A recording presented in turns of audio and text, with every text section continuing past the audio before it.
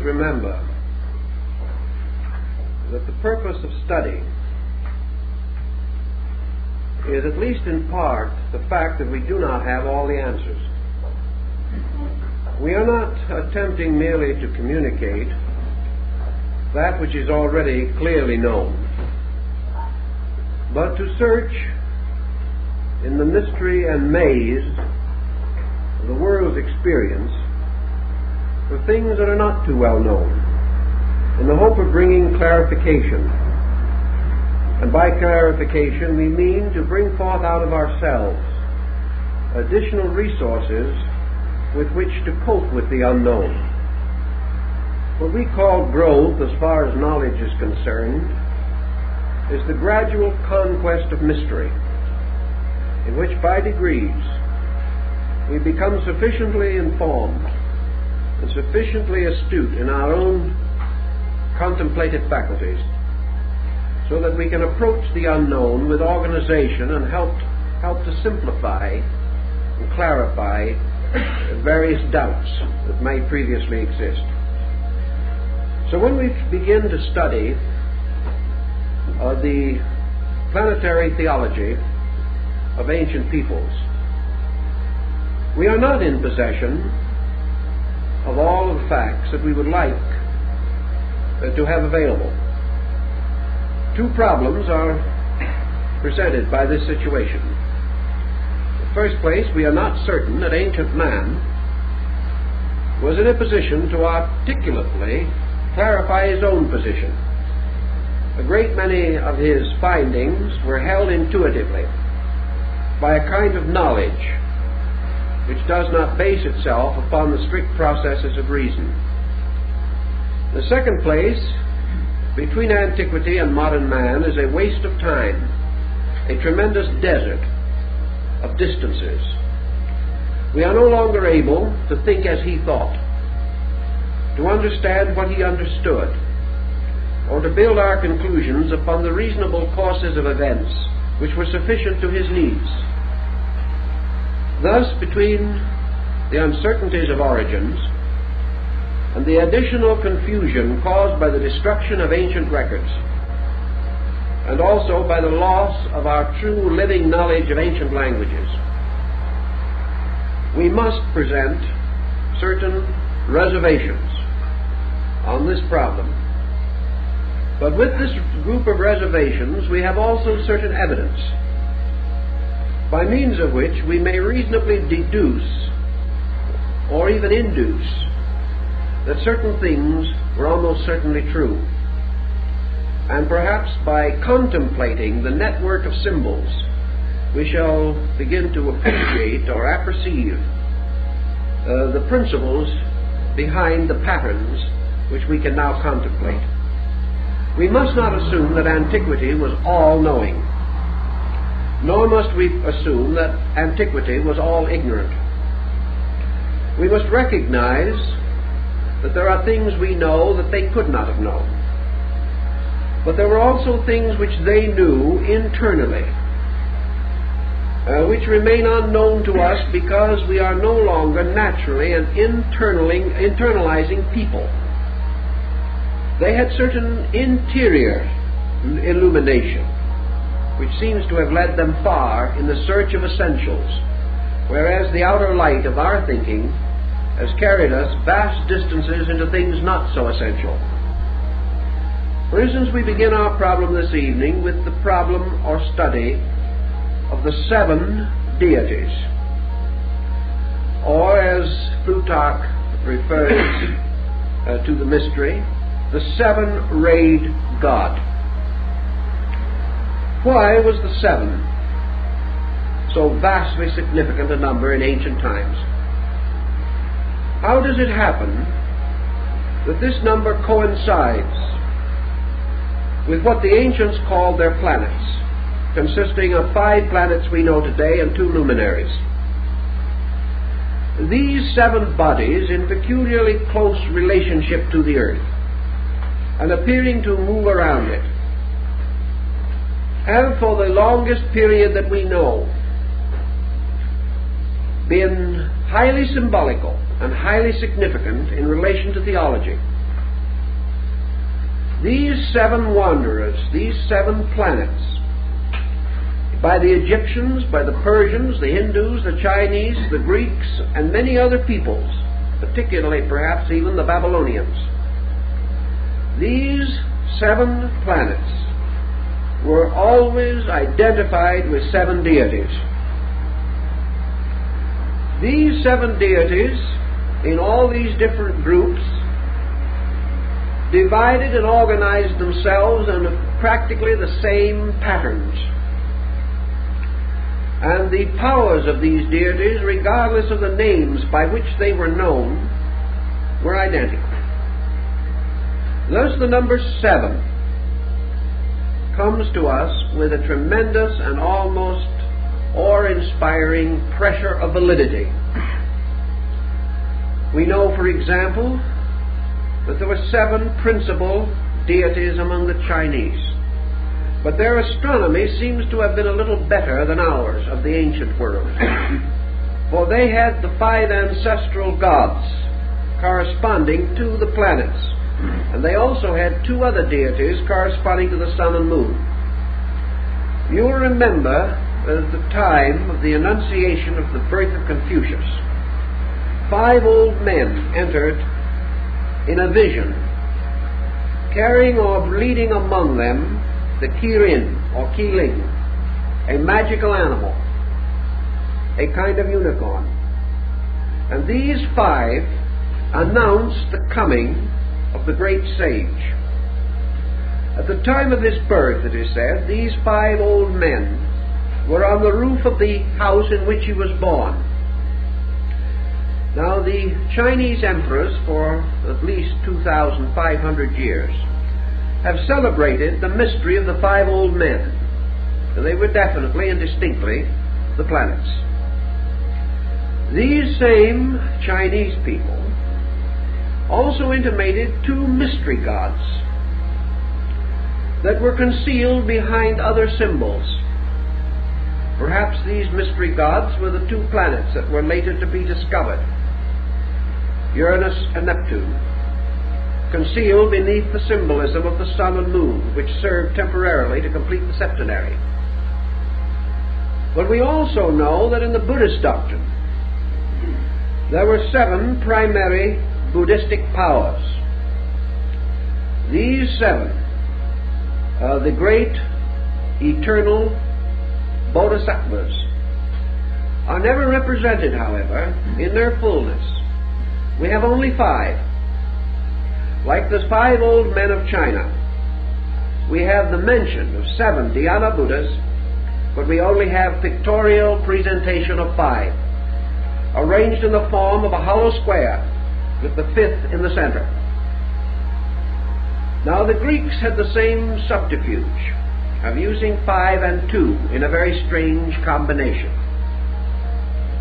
Philo-Judaeus tells us that the 7 planetary gods were the vowels, or the 7 powers of sound. Is it not interesting, therefore, that we are still having trouble with our 7 vowels? We only recognize 5. And we have a funny old doggerel verse that has been used in school for a long time. The vowels are A, E, I, O, and U, sometimes W and Y. We've never been able to quite arrange this W-Y situation. We have, however, the 5 vowels that we know. Researchers, even in so conservative a field as Dr. Rhimes, in his extrasensory perception research, follows the old belief that man has 7 senses, but we can only find 5. Again, 2 concealed. And we are told that these 2 concealed sensory perceptions relate to the extrasensory gamut, or perceptions that are as yet in potential, but not yet in potency, in the life of the average human being. Thus we have a series of strange 5s that fall short of 7. And this peculiar situation has continued even into the study of sacraments, where certain sacraments were for the laity and certain only for the priesthood. The ancient Kabbalah says that originally Moses wrote 7 books, of which 5 are the Pentateuch and the others are lost. The so-called 6th and 7th book of Moses that you can buy in paper bindings in some bookstores, this compound is a forgery, dating from the Middle Ages. But the 5 books of the law are said to have been only 5/7 of the original revelation. So this 5 again appears. And wherever this 5 appears, it has been tied to the planetary mystery. Now, if we wish to assume that the divine creative power was a septenary, let us consider for a moment what Pythagoras thought of the septenary. From the earliest studies of numerology, back in the classical period when folks really took it seriously, and at the time when it was applied directly to certain classic alphabets, and this is important because in ancient times men paginated and numeralized by means of letters, which we no longer do. Therefore, pages were lettered instead of numbered, and every letter had its numerical equivalent, unvarying. We do not have this in English. But according to Pythagoras, the number 7 was the number of law. It was the number of the universe. It was the number of the gods and of the immutable principles which lie at the root of existence. Irenaeus tells us that one of the old Gnostic symbols of Christ showed the head of the Savior surrounded by a halo of 7 rays. These rays, assumedly representing the 7 powers, the Messianic dispensation. We learn in the book of Revelation of 7 churches which are in Asia.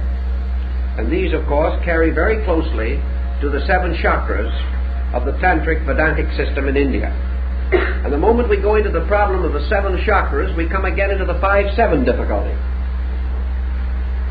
Because our systems in Asia break up, and some systems insisting that there are only 5 of these centers, and the other systems representing 5 developed out of 7 and 2 in potential. So we come back to this strange number again. And this number constantly fights the struggle between the 5 planets and the 7 members of the solar system anciently known and recognized. On another level then, let us go back to our Egyptian religion, where we learn that Ptah, P-T-A-H, the potter of Memphis, the deity who fashioned the world upon a potter's wheel in the form of the egg of Seb, the great mother goose. By the way, a little tie-up to our fairy stories and our mother goose legends, because in several religions the world was created in the form of the egg of a mother goose. Rather curious. But folklore has stepped in and distorted these things almost beyond resemblance to the facts. But Ptah, who fashioned the world egg, similar to the world egg of the Greeks, which broke into the golden and silver hemispheres and gave birth to Castor and Pollux. But this egg, fashioned on the potter's wheel, was the work of the master builder, the master potter. And Ptah was the lord, governor, and presiding genius over the 7 Ammonian artificers.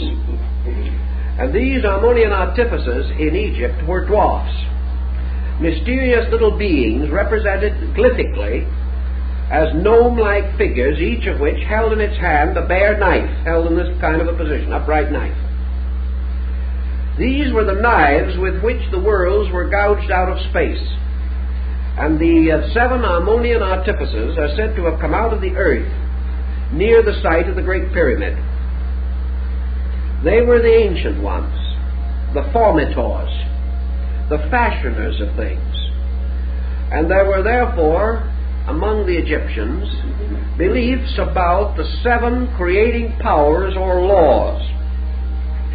In the ancient Kabbalah, the creating fiat or word was spoken in the form of the 7 vowels, 2 of which again were mystery vowels or secret letters, which could not be known, and for the deficiency of which the great name could not be restored, captured, or preserved.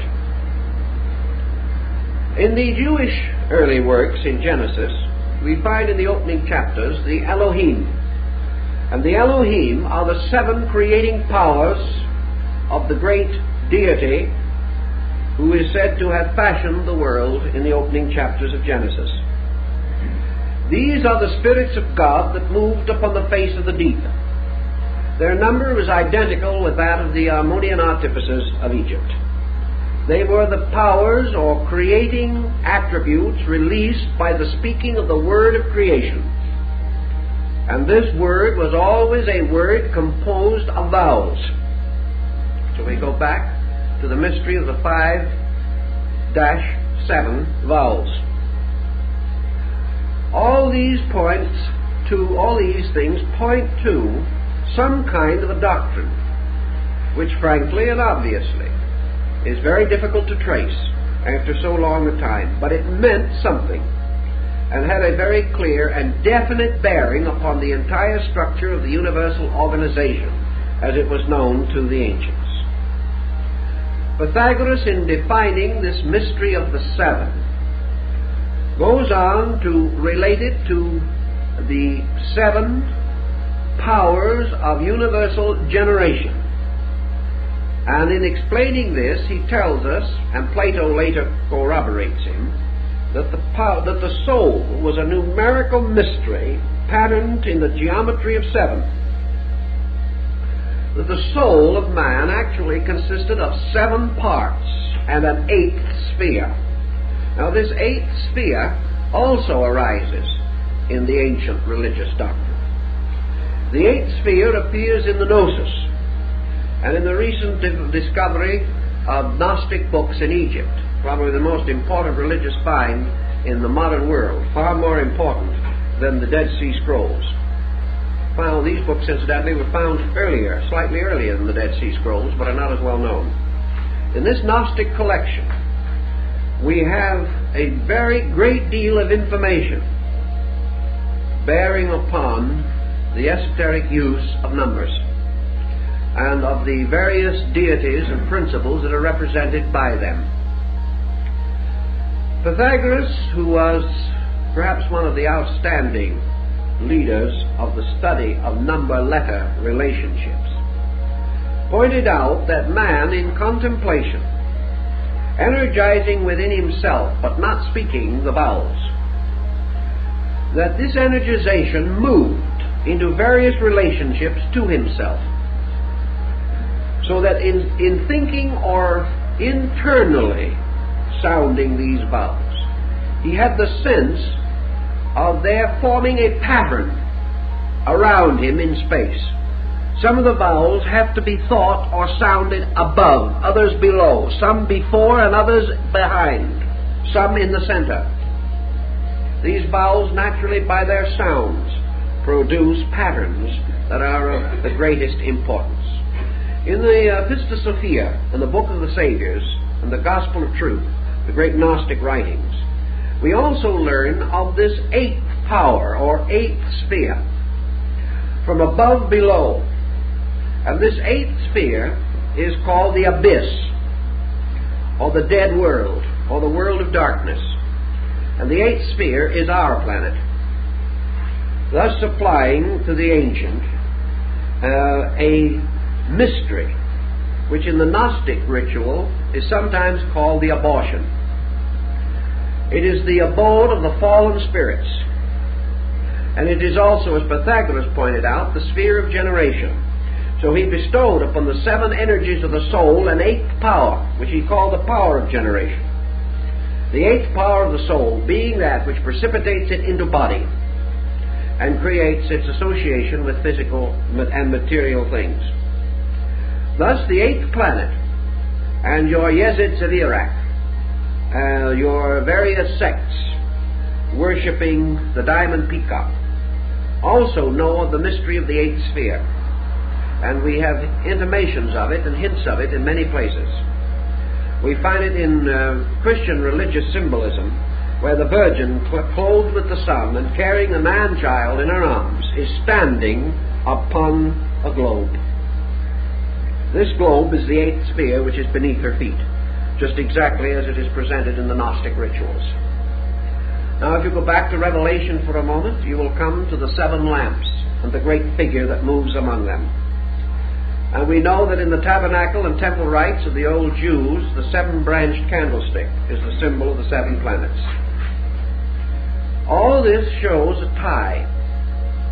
It shows this tie returning. I talked to some of the medicine priests among our southwestern Indians. To them the planets also have peculiar meaning, although these Indians do not appear to be aware of any astro-theological symbolism such as we know.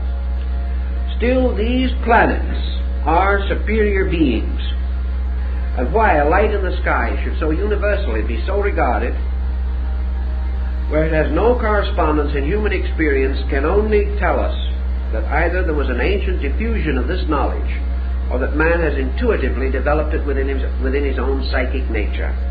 And it is possible that Pythagoras being correct, and that man possessing a soul, which is archetypally 7-fold in principle, that this 7-fold archetype forces man to contemplate everything outside of himself in terms of a septenary.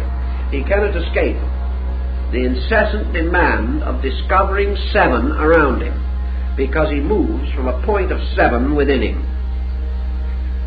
Such might sustain some of our thinking, and so we proceed to some of the theological systems and devices by means of which this particular and peculiar pattern is revealed to us. The 7 great gods have always played their dominant roles, and each of these deities has had a common purpose or reason for the symbolism that has arisen around him. A very good description and discussion of this will be found in Godfrey Higgins' great work, The Anacalypsis, which is probably one of the most exhaustive and, for most readers, exhausting study of the subject that can be discovered. But Higgins, who had a monumental capacity for analogies, traced through practically every religion of the world, not only to discover the septenaries, but also to discover the numerical equivalents of the names of deities, so that these in turn could be fitted into this essential septenary pattern. His attainments in this direction, or in these directions, were outstanding. Do we have, in our experience, certain patterns on which we can build? What are the analogies that we really know, or believe that we know? Let us begin with one of the luminaries that perhaps will offer itself for our early contemplation. The Egyptians declared that Isis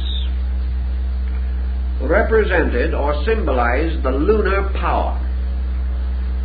But this was not enough in itself, because in all these ancient peoples we can't exhaust their thinking with a single statement. Therefore, we have to go further. Isis representing the lunar energy from Isa, meaning ice, frozen, something held locked, crystallization. These terms might be applied to what we have often held to be the condition of things on the moon.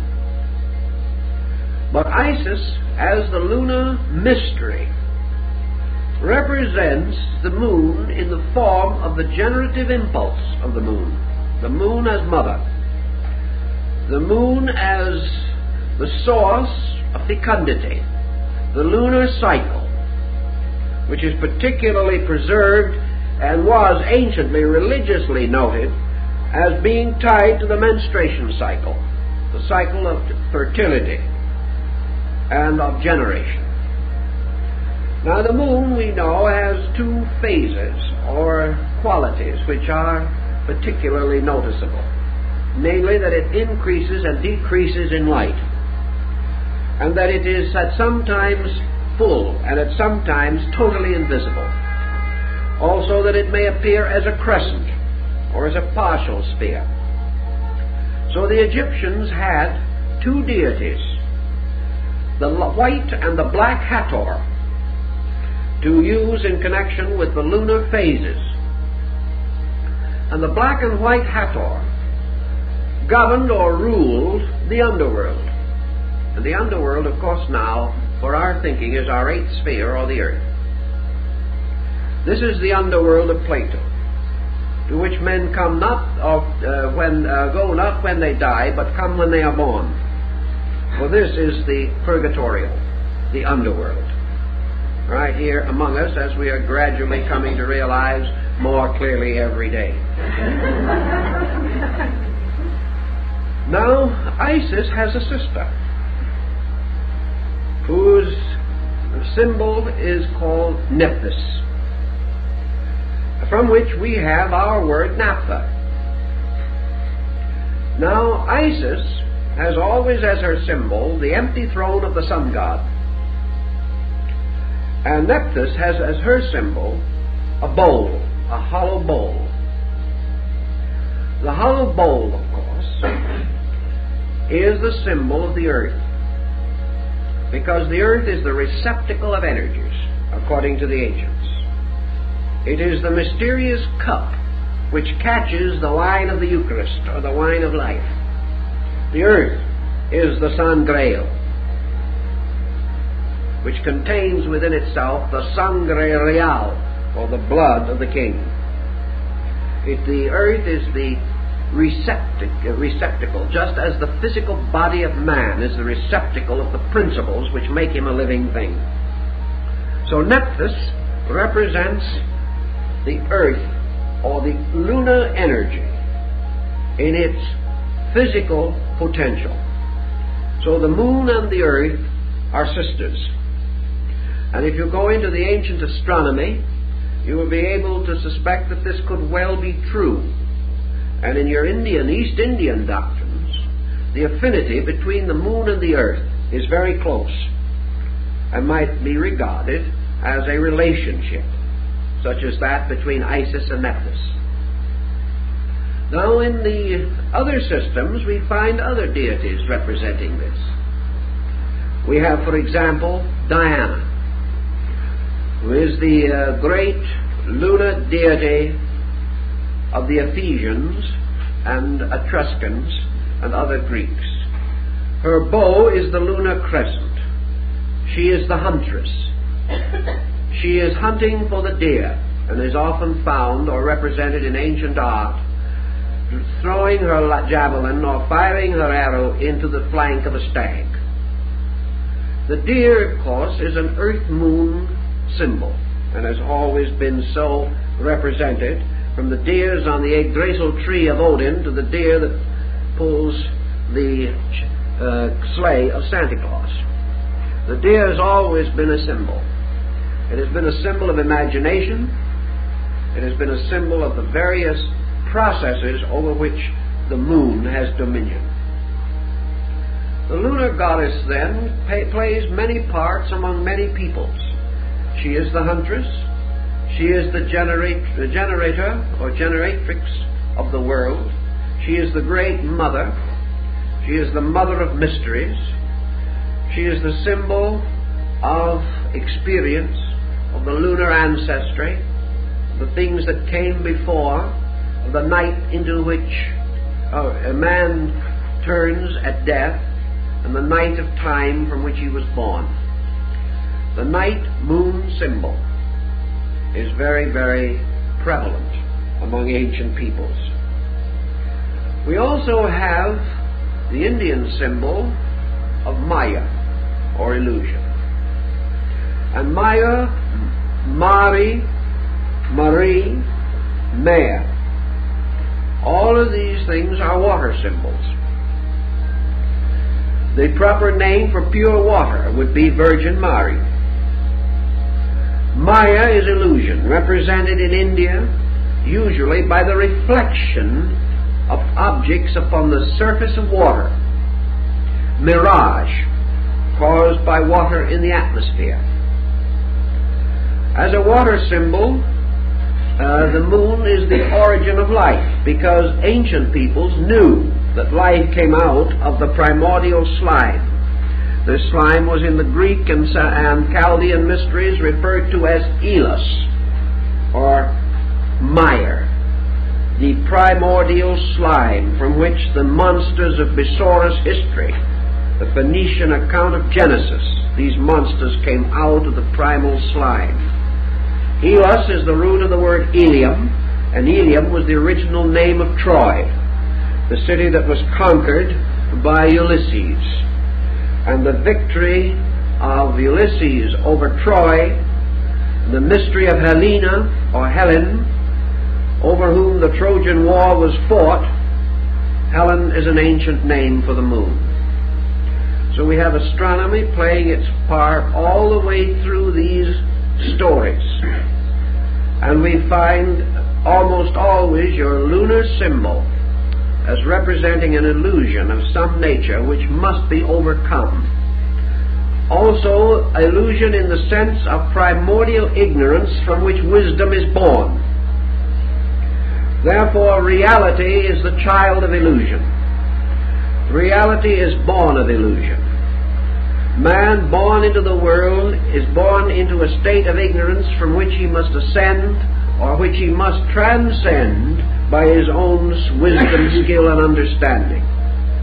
Therefore, through the illusion of life, through the miseries and misfortunes of ignorance, through wrong action, man is gradually pressed on to the achievement of truth. Therefore, truth is forever born of illusion. And it is also the radiant light born of the mother darkness, the light that shines in the darkness, and the darkness comprehendeth it not. So in other legends and in other peoples, we also find this story of the moon divinity. We have, for instance, the interesting note that when Michelangelo made his magnificent heroic figure of Moses, he placed lunar horns upon the forehead of the great lawgiver of Israel. No one knows why this occurred. But we do know that the ancient Jehovestic cult, which caused or leads to what is called the root J in the Jewish religious history, was originally a lunar volcano cult, whereas the Elohistic cult, or the branch E of the ancient Jewish descent, was the cult of the artificers of Egypt and the Elohim, or the builders. And these two were originally separate religions, but they were blended together. The horns upon the forehead of Moses remind us also of the horns upon the altars of the tabernacle, the horns upon the crown of Osiris, the horns upon the helmets of the Vikings and the ancient Nordic peoples. These horns are the lunar horns, just as surely as the ancient Ark of Noah, or the Ark of Noah, is the horizontal or fallen lunar crescent capable of holding water in the ancient beliefs, what we call the wet moon. Many, many such parallels. But now let us pass to another group, just to see what kind of trouble we can really get into. Let us take the character of Mercury. Now, the planet Mercury in astrology, which has come down from the inscriptive tablets of Sargon, and which has never changed greatly its meaning, either in Eastern or Western thinking. Mercury, to the old astrologers, was described as a neutral power. That Mercury served almost completely according to the nature of the planet with which it made its first aspect. That the power of Mercury, like that of the Greek Hermes and the Latin deity Mercury, derived therefrom with some restrictions, was the messenger of the gods. The peculiar symbol of the mercurial message, or the messenger, was the power of the dog, the faithful dog star. And the power of Mercury was associated with the faithful transmission of knowledge. And the ancients placed this symbol under the control or direction of Sirius, the dog star, the star of the faithful one. And it still occurs in some of our religious rituals and so forth. And in the Quran, one of the animals that was permitted to enter heaven was the faithful dog that went into the cave with the 7 sleepers of Ephesus. Now, the 7 sleepers of Ephesus is another interesting legend relating to the 7 and this recurrent number. In this case, the 7 sleepers, the 7 powers of the soul, and the faithful dog, the body, all went to sleep together. In the study of Mercury, we also go into our Hermetic analogy, and we come upon the sovereign symbol of Mercury, which was the original Egyptian deity Thoth, T-H-O-T-H.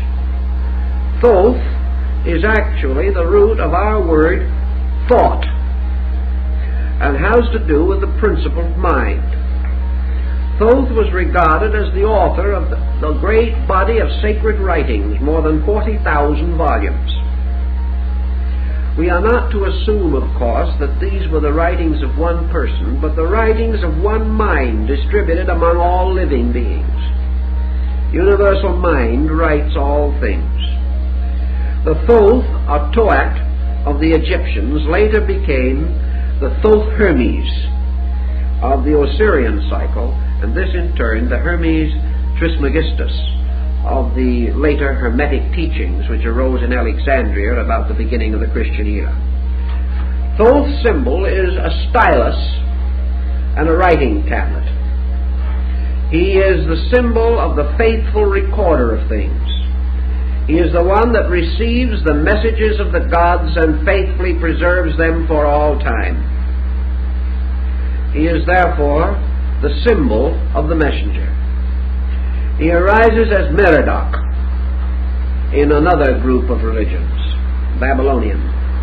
He is also preserved to us under the form of Nebo, the deity from which the great kings of Assyria and Babylon, such as Nebo-Belshazzar, derived their name. They based their names upon this deity Nebo. It is also interesting that when Moses died, he died on Mount Nebo. And Nebo was the Mercury of these people, also represented with the stylus and the writing tablet, and in the Babylonian cuneiform described as the Lord of the writing table. The Lord of the writing table. And Moses died upon Nebo. And Moses himself is remembered particularly because of the 2 tables of the law. These analogies get dim in interpretation, but the roots of them are very important. In India, the planet Mercury is called Buddha. And this is another very interesting situation. Mercury is also associated with the day Wednesday in the Nordic mysteries, associated with Odin or Wotan. And Wotan again occurs among the Quiches of Central America as their ancient navigating deity. Mercury or Buddha is represented in one of the Indian Buddhistic paintings as seated in the midst of the planets, acting as their messenger or servant. Buddha's power as Mercury therefore ties with the possibility of the philosophy of mind. And we know that Buddha, from the beginning of his ministry to the end, preached the danger of the wrong use of mental energy. Mercury in modern astrology is said to show the relationship between the mental energy of the individual and his ability to express himself through the sensory perceptions. Mercury, therefore, rules the 5 senses, which Buddha calls the 5 hindrances. Buddha was locked to the struggle to the death, practically, with the problem of those parts of man's constitution which are under the control of Mercury. Thus, the religious symbolism and the philosophical symbolism tie together. The 7 days of the week, of course, are another interesting example of the septenary. And in the septenary we have another curious point. If you go around the world following the sacred days, you will find that for one of the religions of the world, every one of the days is sacred. This is a good point, because it might remind us of the fact that all 7 days are equally sacred in the first place, and that it is only our own limited virtue which forces us to restrain our good deeds, particularly to one day, because we haven't enough of them to go around. It's like, Mother's Day or something. Only Dave can really work up a lot of enthusiasm on the subject. The whole thought is wrong. Now, for instance, in the Muslim faith, Friday is the sacred day. In the Jewish faith, Saturday. And in some of the early Christian faith, Saturday. Now, if we want to go back into the fight, we have to realize that we still have, in the Christian world, a tremendous struggle going on as to whether Saturday or Sunday is the correct day of worship. The other 5 days we're sure of, and here we have 5 out of 7 again. And 2 that we can't be quite certain as to what they should represent. But Venus is the ruler of Islam. And the crescent of Islam is not the crescent of the moon, it is the crescent of Venus. And as far back as 2,500 years ago, the observers in the valley of the Euphrates have discovered that Venus is never visible to us as a circle. It is only visible as a small moon, never full, but attaining maybe 2/3 or 3/4 of its fullness, but never complete, and usually visible only as a crescent. So the crescent of Islam is the crescent of Venus, as is indicated by the 5th day of worship, and also by the color green, which is the sacred color of Islam, which is precisely the color which was assigned by the ancients to Venus. So each religion, seemingly, breaks down upon this pattern. Here we have Friday, the religion of Venus; Saturday, Friday, the religion of Islam; Saturday, the religion of Israel; Sunday, the religion of Christianity. And if we study carefully and go back to the records, which is quite an imposing task, but it can be done, I have gone through it, we find every one of these days was essentially related to one of the great planetary mysteries. Now, you have seen perhaps, or at least have read in the paper, the story of the 7 wonders of the world. I'm sure if you saw the picture, you are as completely uninformed on them as you were before. It was a nice idea, but it did not quite gel. Too much economy in the wrong places. But anyway, we do know there were 7 wonders. And we do know that these 7 wonders, whether anyone recognized it or not, were the 7 wonders of the 7 planets. Now let's just see how that worked out. We'll consider the wonders of the world. Remember now the key words of the 7 planets in astrology. Saturn, the ancient symbol of death. Among the wonders of the world, the mausoleum of Halicarnassus, the great tomb, built in memory of the dead. The next one, Jupiter in the planets. The Olympian Zeus, one of the 7 wonders of the world. The next one, Mars, fire. The Pharos of Alexandria, the great lighthouse. The 4th one, the sun, Helios, the Colossus of Rhodes, the great figure of the sun god that stood over the gates of the city, or the harbor of Rhodes. Venus, the hanging gardens of Semiramis, queen of Babylon. Mercury, the great pyramid of Giza, sacred to Thoth Hermes, the master of the mysteries.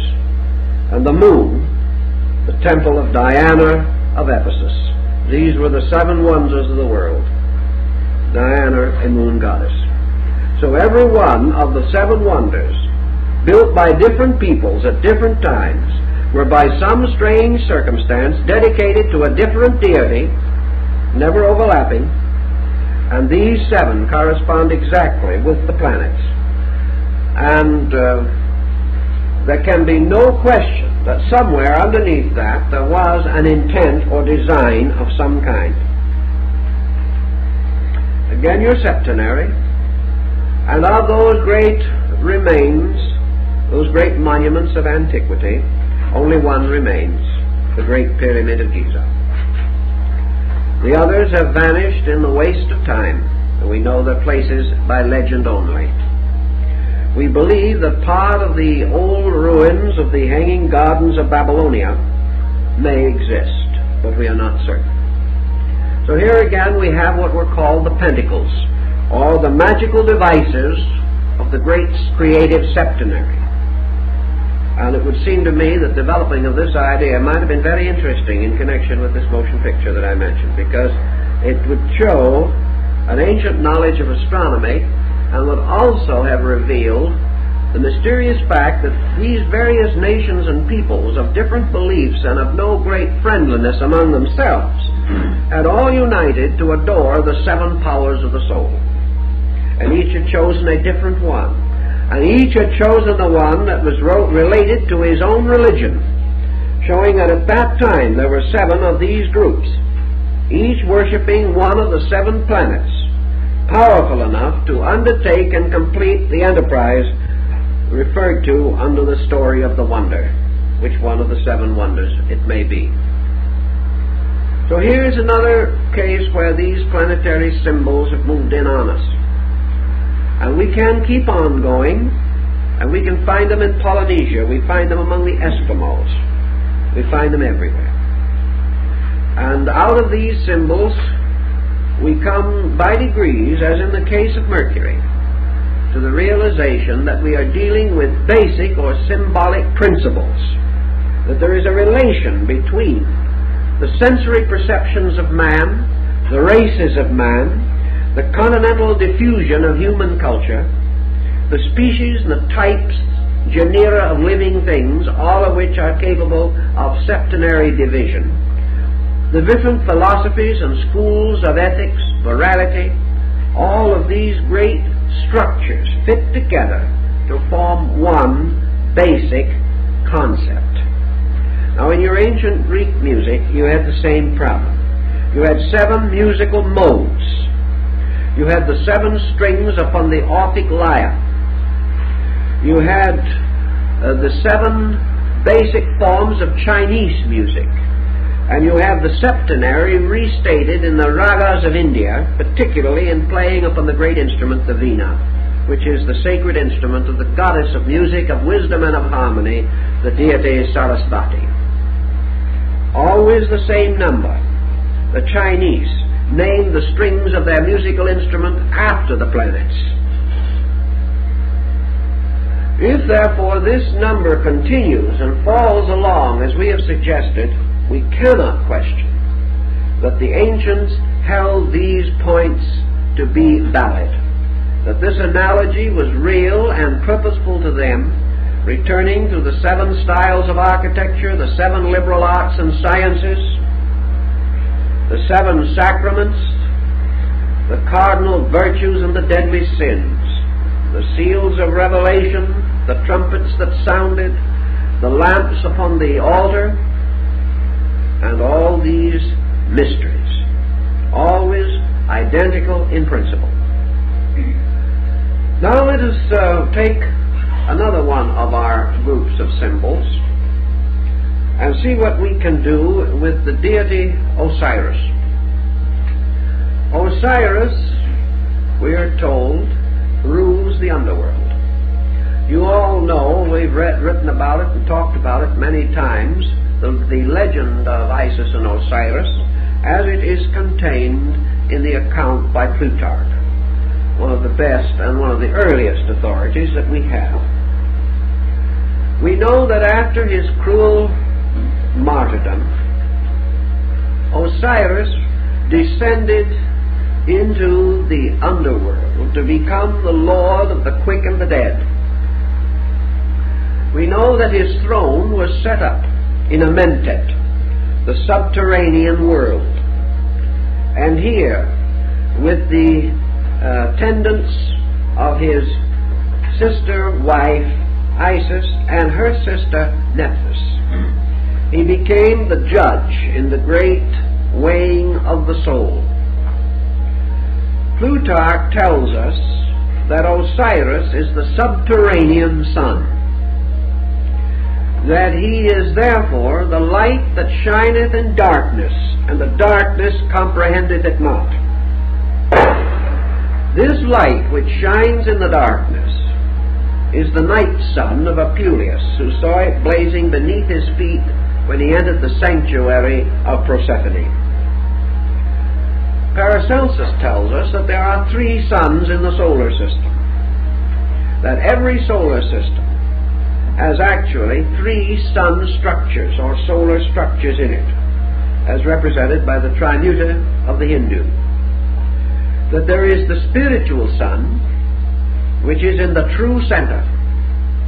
That there is the psychic sun, which is in the northern focal point of the ellipse, and there is the material sun, which is in the southern focal point. And the mental or psychical and the physical sun, called by the Persians and Hindus Sura and Asura, the true light and the false light, Ormuzd and Ahriman, the good angel and the fallen angel. These are the 2 suns which fight for control over the human soul. They must ultimately be reconciled in the true radiance of the spiritual sun, Ahura Mazda. So we have the 3-sun mystery. And the terrestrial or subterranean sun is the physical sun that we see in the sky, because it is that phase of the solar mystery which is concerned with manifestation of material life. Thus this is the infernal sun, or the lower dark sun, that we see and which we regard as supernally brilliant. But this is the sun which feeds only body, but concealed behind it is the psychic sun which feeds souls, and ultimately the spiritual sun which feeds all things. This story is again contained for us in the transfiguration of Jesus, and the statement, of course, is preserved in the Bible, where it is said, "My tabernacle is in the sun." This mystery of the sun and the solar rite comes down to us in the Osiris cycle. For Osiris is the light of the underworld. And in man, this light of the underworld corresponds to the solar energy within himself, with his heart, and with the life principle, as it is physically disseminated through his constitution. Now in man himself there are 7 organs, 7 vital organs, which the ancients associated with the 7 planets. The heart, which is the center and the archetype of the body, is called in Buddhism the Saptapana Cavern, or the cave of the 7 rooms or parts. For the ancients recognized 7 structures consisting of auricles and ventricles and related parts. And of course the auricle in the heart is also the oracle of Delphi, for it was from the heart that the great oracular manifestations were revealed. As the man thinketh in his heart, so is he. The heart is therefore the oracle, placed in the center of man's earth, which is, of course, the omphalic stone at Delphi. In this mystery also, the Hindus tell us that there are 7 parts of the brain, and Albertus Magnus gives us also the septenary division, that the 7 planets are posited again in the brain as their polar positive extremity, and that also, as the earliest researchers indicated, there are 7 sections of the human eye, and that every part of the body is septenary. We know that there are 7 important ductless glands, forming the endocrine chain, which still represents the most mysterious structure of the body, And I was talking to a doctor not more than 3 months ago, and he said, yes, we still think in terms of the 7 ductless glands, although we have a tendency to gloss over it, for the reason that we understand 5 and know nothing of the other 2. We have the same problem again coming up. The pituitary and pineal, while we may not say we know nothing about them, we do know something, but we do not know enough about them. We know a considerable amount now about the pituitary, but the Sabbath gland, the 7th, the gland of the arch of the entire system, the keystone, is still an almost impenetrable mystery.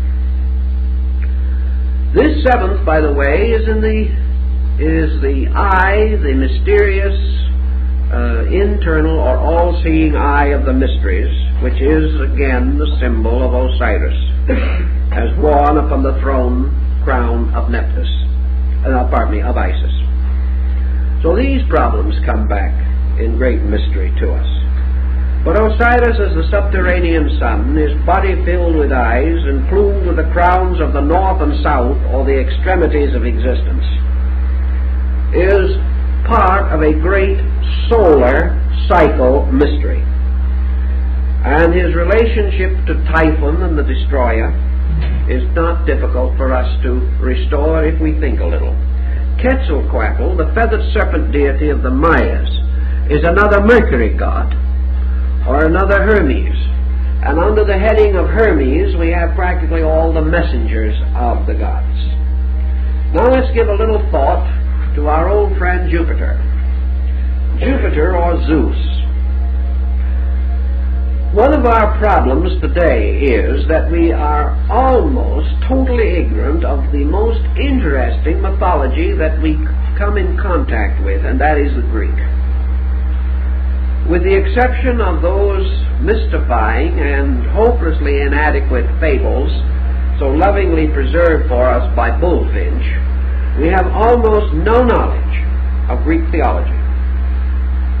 We have some fables and legends of Jupiter riding around in space in his chariot, or changing himself into a bull and carrying away Europa.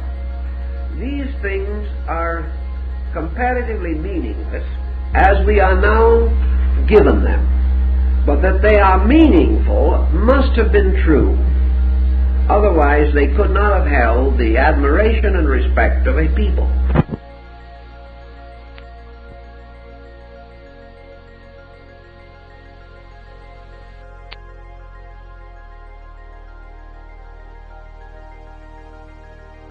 For the creative power of the material world, the demiurgus, or artifact, or artificer, the builder of the material world of things. Zeus is divided into 2 other deities, Zeus Poseidon and Zeus Hades. Both Poseidon and Hades, the water and underworld deities, are aspects of Zeus, or belong to his order. Therefore, the Greeks tell us there was a celestial Zeus, the one sitting in the heaven with the thunderbolt. There was an aqueous, or terrestrial Zeus, Poseidon, lord of the seas.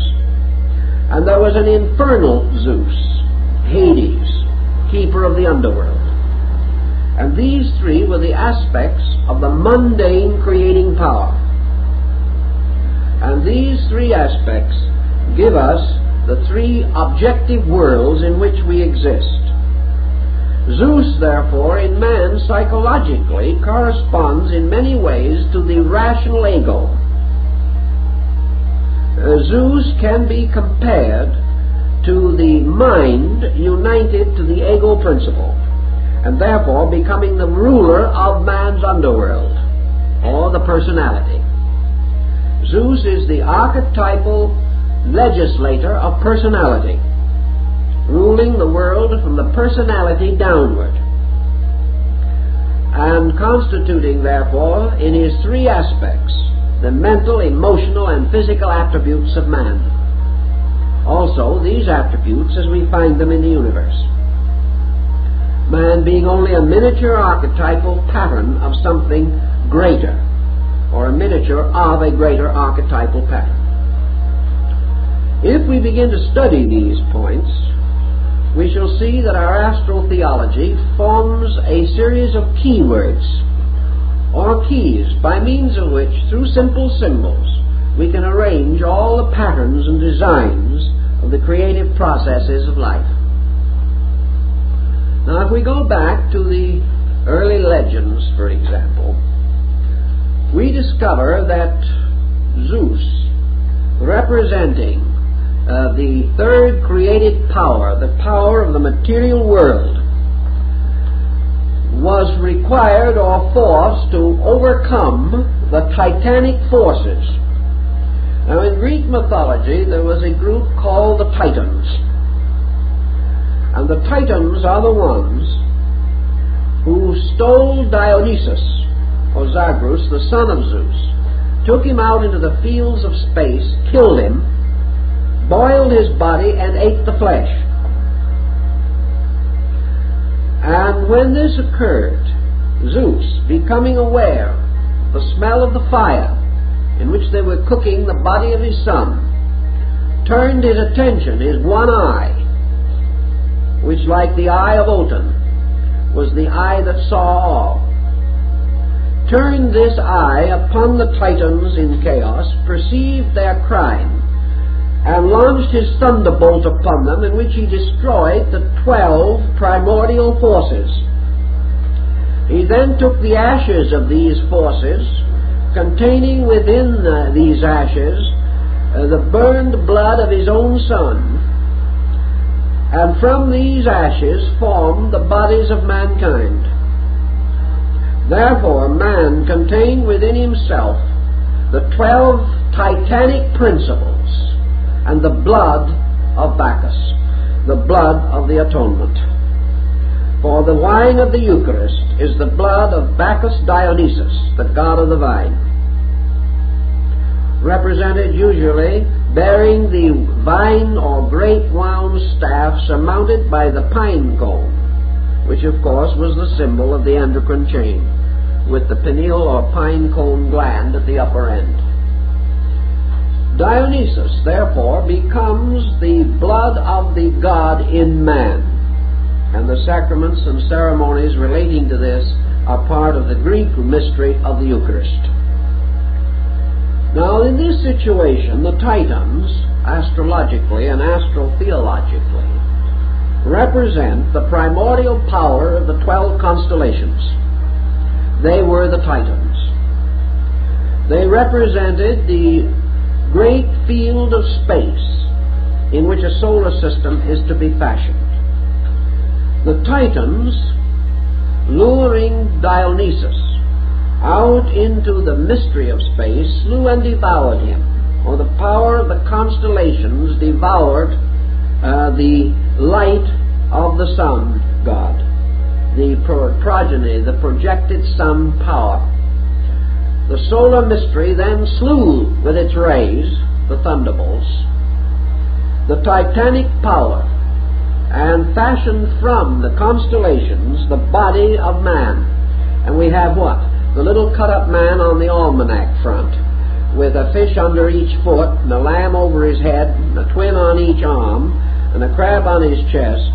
Really a most disfigured creature, but still highly symbolical. This was the old-fashioned zodiacal being, whose body was composed of the zodiac, and whose soul is derived from the blood of Dionysus, the only begotten of the creating power. We have another group of symbols rising in the legend of Castor and Pollux.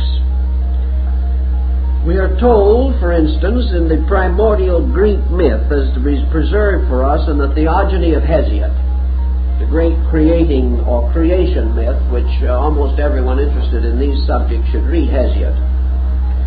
We are told that in the beginning there was the eternal power, the eternal being, undimensioned, unlimited, and that within this power were two root principles, the Pythagorean duality in unity.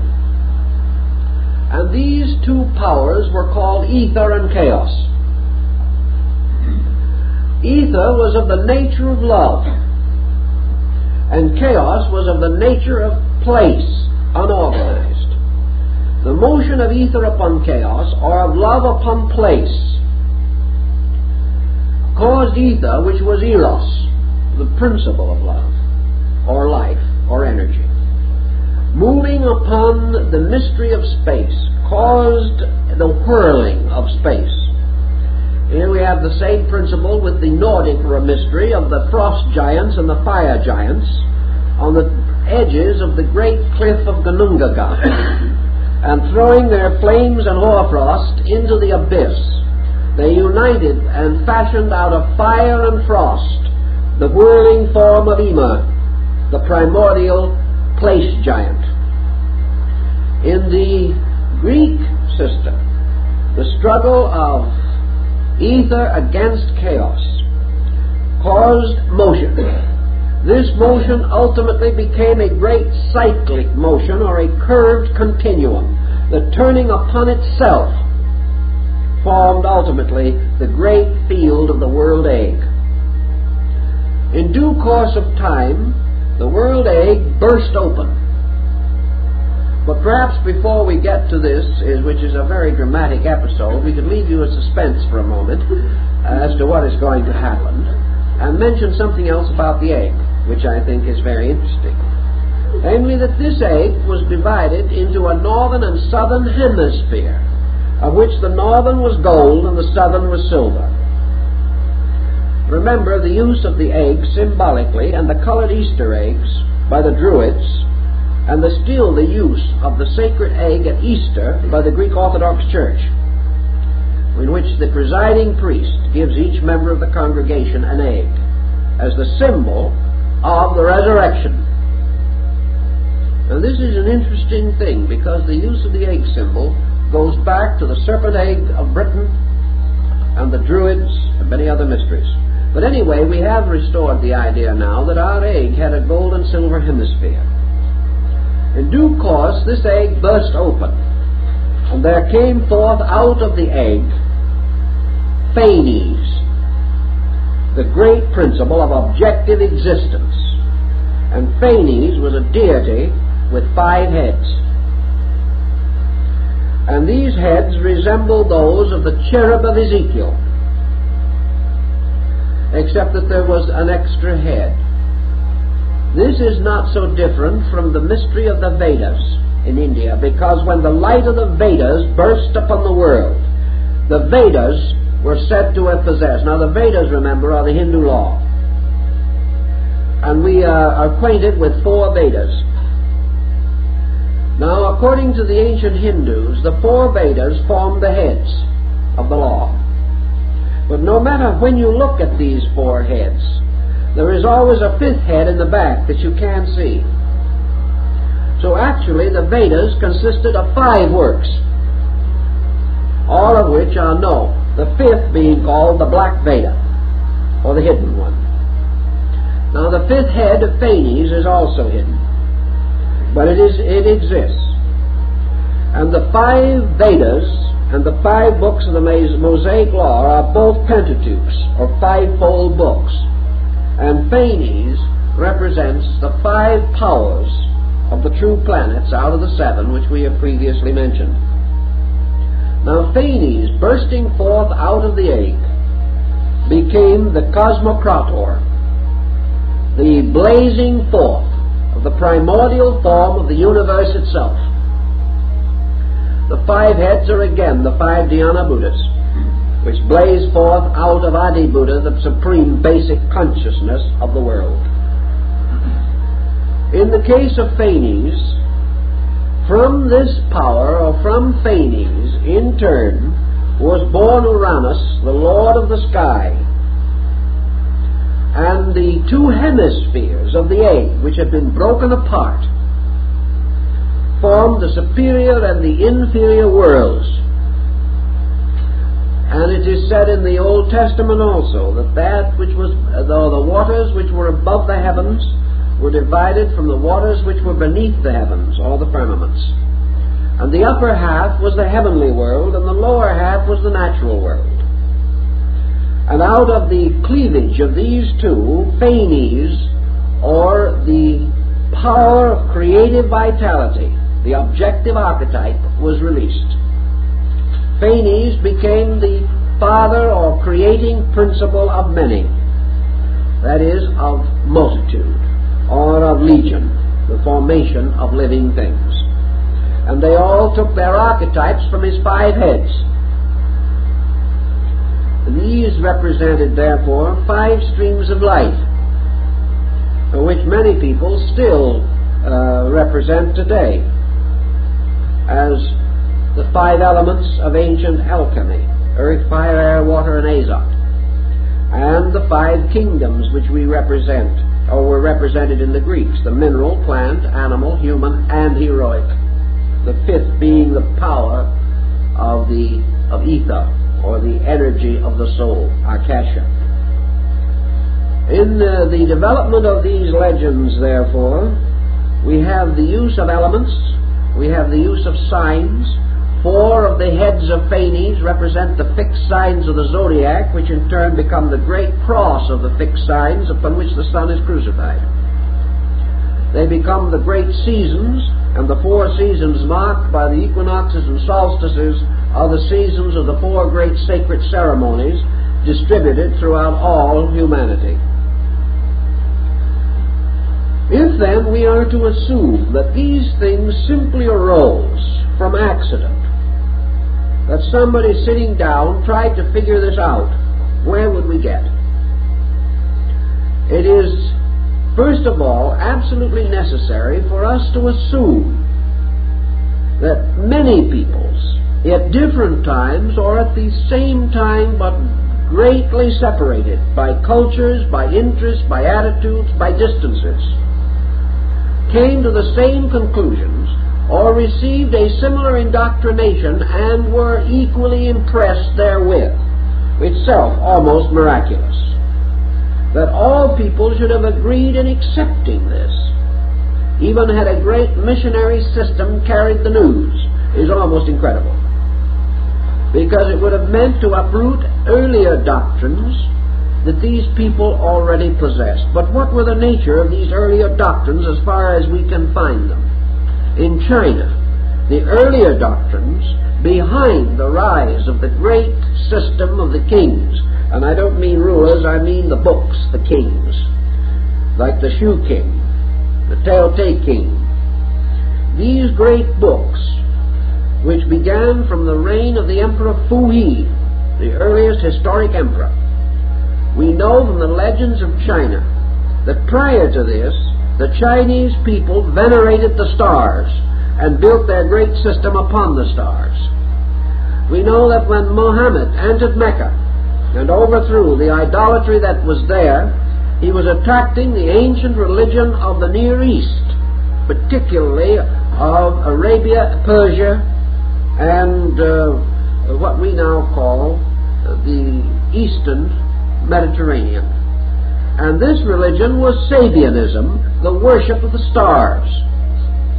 We know that the earliest faiths that we have of Egypt indicate that they were preceded by an astronomical cult. We know this was true in the valley of the Euphrates.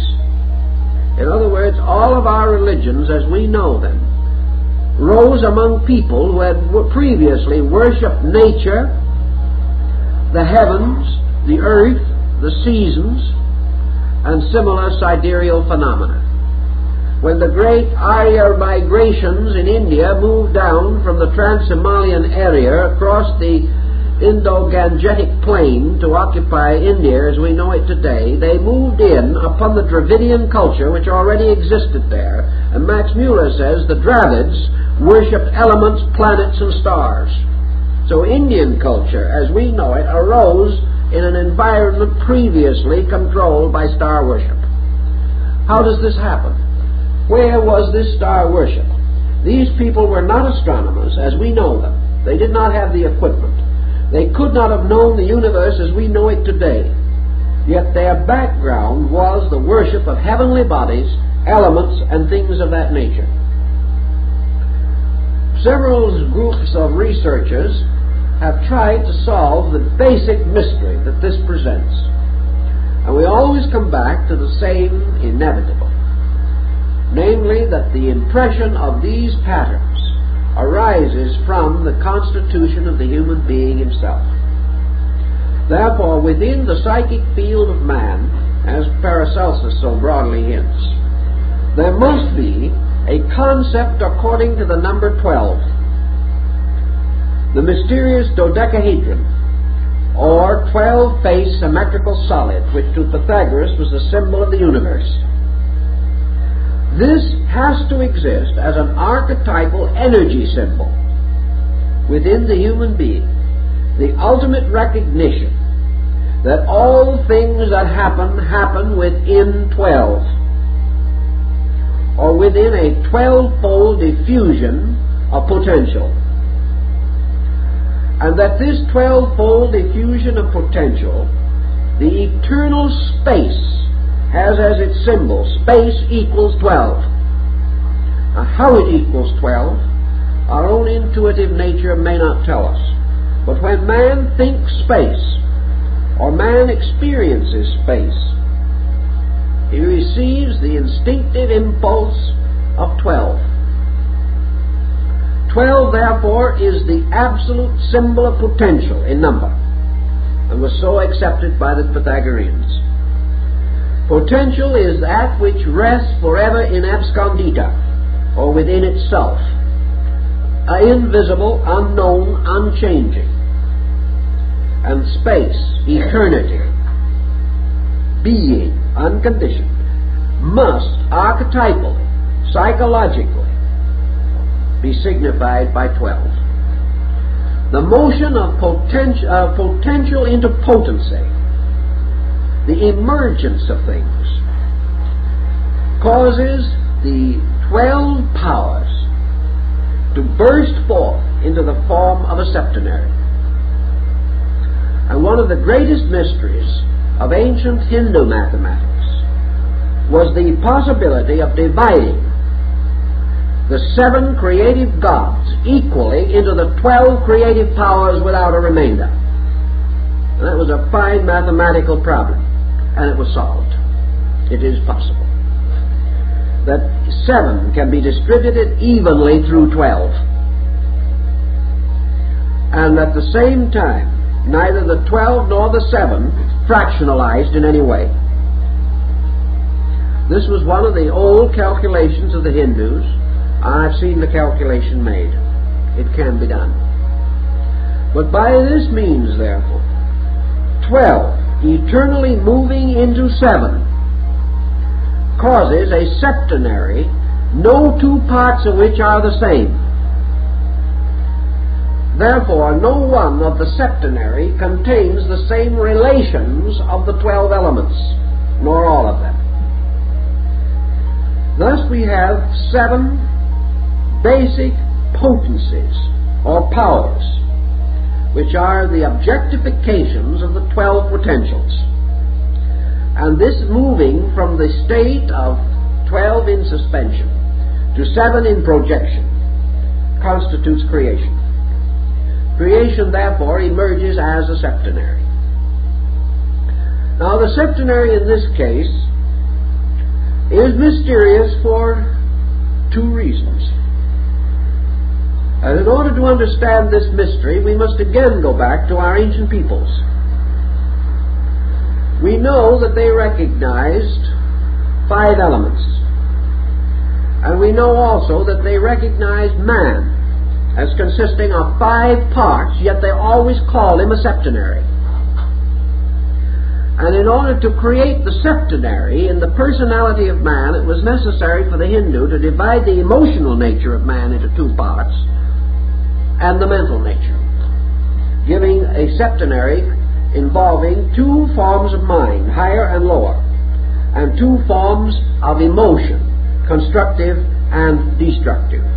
But this was not the original intention. This was again the blind, or the subterfuge. In the creation of a solar system, according to the ancient Hindu astronomers, each of the planets has 5 bodies. and they share together the sixth and seventh bodies of the sun. Therefore, the sun, as a field of energy, surrounds the planets, and the sixth and seventh body of each planet is part of the solar body. So there are 5 distinguishable planetary bodies.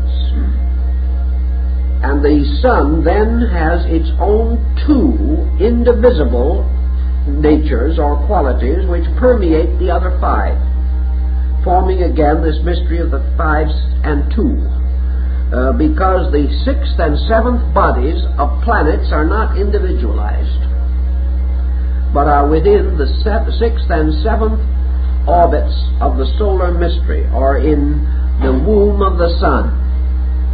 They are not born. Only suns are born. Planets are embryos.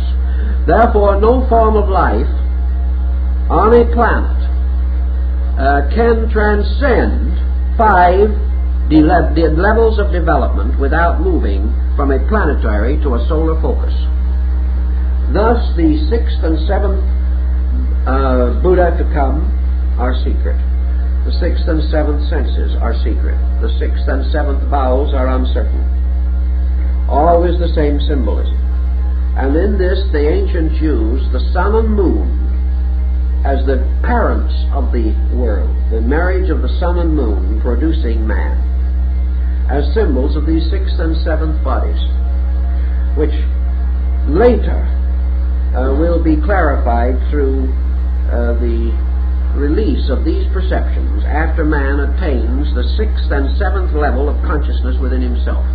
But the fact that man must accomplish this by universalizing his own nature is indicated in Buddhism, Hinduism, even in Christianity, for universal consciousness, cosmic consciousness, true development of illumination, or the complete perfection of the mystical experience, means that the consciousness of man moves from the 5 planetary levels which can be reached for the senses to the 6th and 7th which belong to the sun.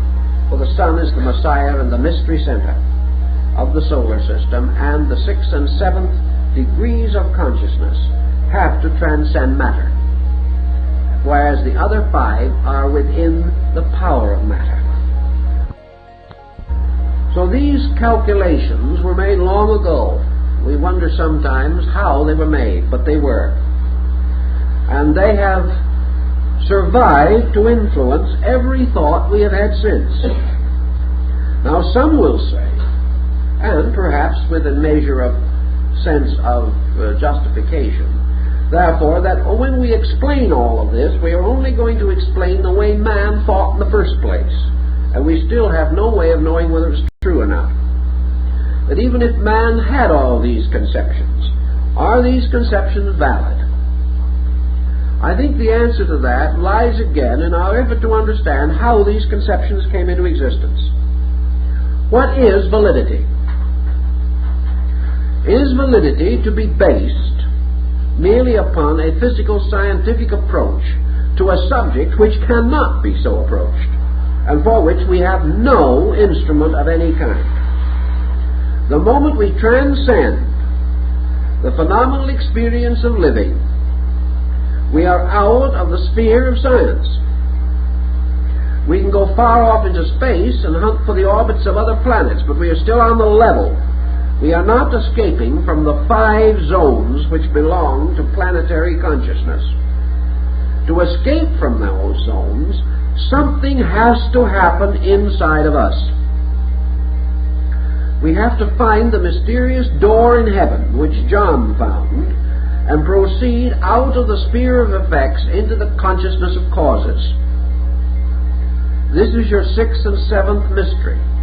And in the human being, the 6th and 7th part of his own energy field he shares with all other human beings. That is why it is possible for man to attain not only brotherhood but identity. This brotherhood cannot be attained on the lower levels, but if man has a certain experience of consciousness, he can become unified with all others of his kind, because in every species the 6th and 7th part of the septenary constitution is shared by the entire species. Thus we all move from individuality to universality as we ascend. Man seeking for these integrities, for these values, can therefore only find them by the personal experience of these causes. So this brings us to another interesting group of analogies. The ancients believed that when the law, the Torah or the Veda, or whatever you want to call it, was placed into the hands of the great messianic teachers, of which 7 are of particular interest and integrity as the founders of the great religions of the world,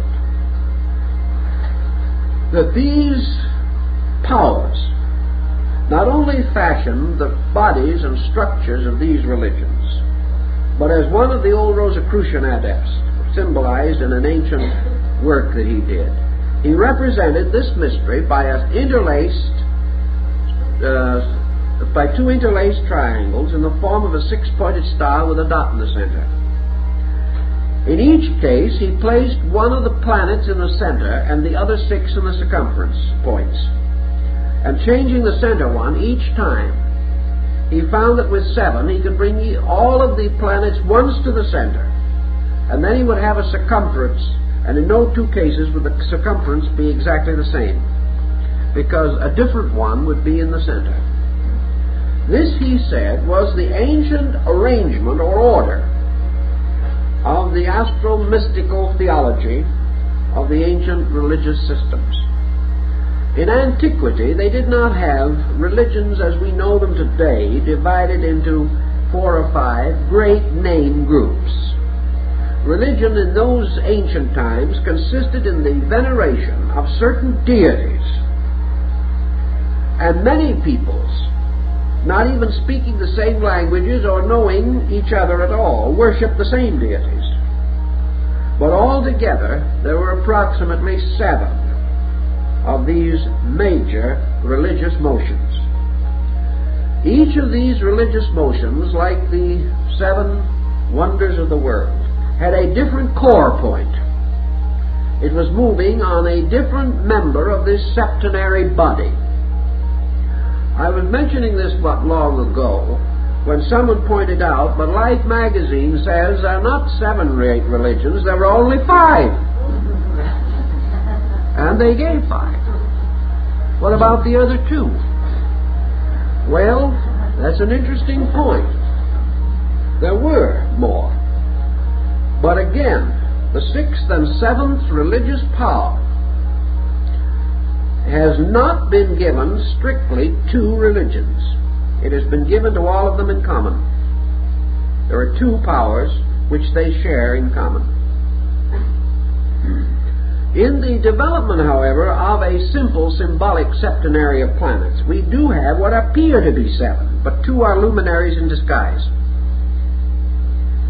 In the development of the old system, these religions each served one of these deities in a peculiar way.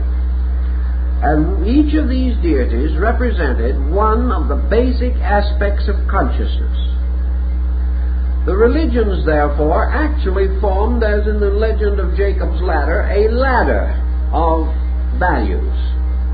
For each religion was like a chakra in the great Kundali system of the meditating deity who fashioned the world. Religions, like races, were specializations of the soul powers of man, and these specializations were septenarial, so that there were 7 great houses of God with certain esoteric disciplines and rites and symbols and allegories and legends peculiar to them. And these religions arose within racial structure and within national distribution. The whole thing was mathematically fitted together. Frank Higgins, Masonic writer, working about 35 years ago, took the globe of the planet and he began to study this problem of the 6-pointed star with a dot in the center. And he placed this star within the interior of a globe, with the upper and lower points coinciding with the poles. He then whirled this star, so to say, within this globe, causing the other 4 points of the six-pointed star to make lines around the globe at the points where they actually touched the surface, the inner surface of the globe. And he considered these points degrees of latitude. He then went on and continued his studies by dropping lines from various parts of the earth to the core and to the opposite side, always keeping the original form of the six-pointed star. As a result of that, he came up with a very interesting discovery, that the great religious centers of the world all fall geographically almost exactly on the spots indicated by this division and this placing of the six-pointed star within the globe. In other words, if you drop a line from one of the great centers, like the Great Pyramid, right straight through the earth, you go through another center, world famous as a religious institution. You go through these systems, and he made a very careful study of it and came to some extraordinary conclusions, that the entire distribution of man's worship has been mathematically correct in terms of the earth on which he lived, which is not remarkable when we realize that whoever built the pyramid, not less than 4,000 years BC, was able to orient that building at that time to the 11th decimal point. We could hardly do it today without a great deal of calculation. Anyone who could do that must have had a profound knowledge of something, particularly of the art of construction and building and of mathematics and astronomy. So these people had some basic concept of these things. Now the old peoples, the wise peoples of long ago, have another answer to this problem.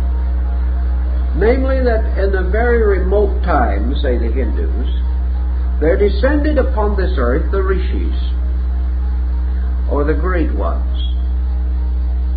That they were the immortal sages, that they had grown up and become wise and perfect in ages of culture and civilization long before the creation of man, or perhaps even the creation of the solar system. That they were the products of great previous evolutionary cycles, and that they were the ones who placed these first findings at the disposal of man. Therefore that man did not discover them, he was given them. And that gradually these ancient ones departed and left man to the continuance of the knowledge which they had bestowed. That is an ancient Indian belief, East India. There is also the story that the ones responsible for these achievements of man were essentially the lunar ancestors, or the Pitris, and that they belonged to the previous cycle of life prior to the creation of the earth, which was while the moon was a live world. And that from these distant and remarkable sources this knowledge came. We say this is legend, but we are still confronted with the problem of how were these things discovered, and why is it that with thousands of years of work we have been unable to disprove them with all that we claim to know, and that step by step as we move forward we go back to Plato, back to Pythagoras, and back to these ancient calculations. We have our choices. We can psychologically say that these ancient ones, the rishis and the sages, represent the potential of our own superconscious. We can say that before man developed his own sensory institution, which we call personal consciousness, while man was still without an objective integration such as we know, that he was still not ignorant, because the preconscious or that which came before the objectification of his present intellect, contain so much more than his present consciousness is capable of estimating. Man's consciousness, like the little nursery rhyme, sort of came out of the everywhere into the here, and it knew much more when it was everywhere than it does now. Therefore, that man's superconscious or preconscious state was one of extraordinary intuitive awareness, and that the so-called rishis, the ancestors, the ancient teachers, were really his own superconscious parts. And that while he was still without intensive physical integration, these internal resources were available to him. He could consciously know inwardly, because what the Tibetan calls the eye of the Dhamma had not closed. We had not locked inner vision. Now, assuming psychologically for a moment the possibility of this line of thinking, let's see what has since happened. For the last several thousand years, man has gradually been developing a colossal neurosis. And this neurosis, as anyone realizes who thinks about it, is an abnormal situation arising from false thinking, false standards of value, and misuse of energy. All these things together add up to make the trouble. This neurosis places man under such a pressure of objective intellectualism that he can't even keep quiet. His mind has become a tumbling ground for whimsies. He is full of notions and opinions and very few actual dynamic facts. Let us assume, therefore, that this great objectification of man, in which his internal moved outward to meet the pressure of environment, has developed a kind of mask, a persona, in which he has built a wall of defense around himself, and behind this wall he has passed into a state of intensive frustration and neurosis. Thus, by degrees, the very faculties which should have saved him, should have assisted him to master the world, have turned upon him and destroyed him by their own false use. As a consequence, he is now restricted almost completely to a traditional descent of knowledge passed on from one person to another, or to a series of scientific discoveries which can never escape the three dimensions. He has lost this power of knowing the ancestor, of communing with the rishis or the saints. He cannot talk with the gods. He is not of that race in which the gods, as mentioned in Genesis, walked in the garden in the cool of the evening. The trouble is, the evening now of man is not cool. It is a tempestuous world in which subtle things have very little possibility of expression. It might well then be assumed as possible that man, locking himself in an intellectual complex, which is very deep, very sound, very terrible in its implications, has simply locked the inner power to know. Therefore, that he can no longer conceive of how anyone else had it open, or was able to know, but that from man's own preconscious, which is man's link with the universe, man intuitively knew, because he was able to name and recognize the facts of things, which we can no longer do. So we have several choices now. Either that man, in his ingenuity, was able to make these objective analogies and disseminate them in one way or another throughout the world, and that man, perhaps having a kind of mind not so different from the mind of any other man, that all men might have come to the same conclusions even though they had no contact, and that in a certain degree of the rise of a culture, its people always come to identical findings. This is true in principle, but there is one definite drawback to this particular concept, and that is that while individuals do come to the same basic ideas, we have another testimony that we can't overlook, and that is that they gave the same names to those ideas. And this brings it a little too close to a coincidence for pleasure. We cannot assume that man, by this method of common learning or common induction, would come to such absolute detailed similarity. He might come to the same general idea, but he would clothe it differently. Now there's another point in connection with that. We know that mythology has been clothed differently because of longitude and latitude, and that peoples with different religions and in different lands and in different distributions of climate have used different symbols for their religions throughout history. Therefore, if they lived as the Nordic people did in a very severe climate, their doctrines took on the severity of that country, whereas those living in tropical or temperate zones had much less stress in their ancient religious symbols and legends. Yet regardless of zone, regardless of climate, regardless of all other factors, the beliefs of these principal cosmological factors were never changed or modified by climate or anything else. Also, there is a very interesting situation in which the astronomical phenomena of the earth, seen from different points, differs. And yet, the symbolism which is developed by these different people is the same and has not been deflected by these historical, astronomical, sidereal differences. So we have to go even deeper than this to find the answer. And the only answer that we seem to be able to locate is that man's solar system is a cell, it is a structure, it is a witness to law.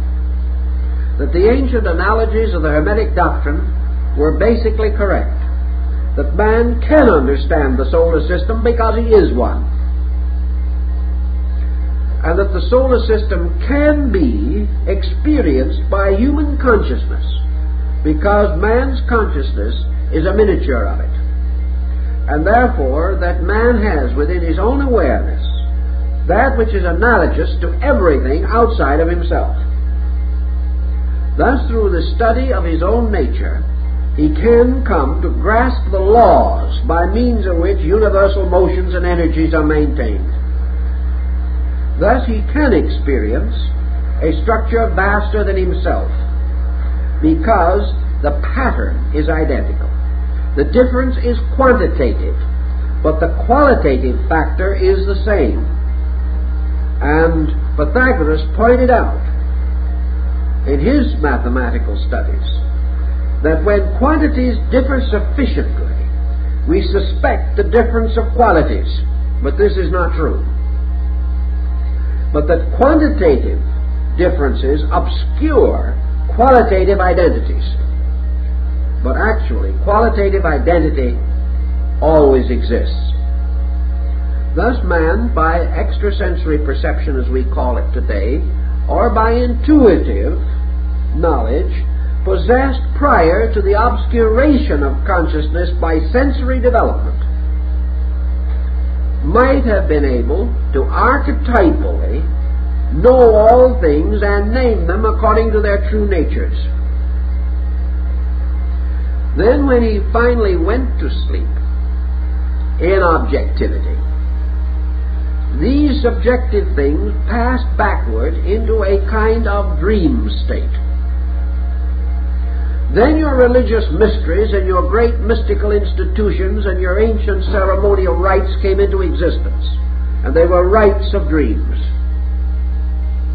They were created to artificially force man away from the objective focal awareness to which he had become addicted. The ancient priesthoods worked with trances. They even used narcotic drugs. as the American Indian mystic did. They used fumigations, and a very common device among ancient people, fasting, by means of which the sugar content in the brain was reduced, causing the tendency to psychic phenomena. But all of these things that were done, like the reveries of the psychological analysis, were disciplined efforts set up by religion and philosophy to release the preconscious state of man's knowing through initiation, through ceremonies and rites, so that man could again attain the availability of the true knowing locked behind false knowing. If such could be conceived to be the case, I think we would then understand this archetypal system and recognize that our so-called Astro-Theology is simply a shorthand system, a system of symbols, by means of which the individual, by using symbols for ideas, can mathematically and geometrically restore the basic formulas of existence. And he has worn these formulas beyond mathematics by bestowing upon them not only number, but moral, emotional, mental, and ethical dimension, conveniently doing this by creating divine beings to symbolize number.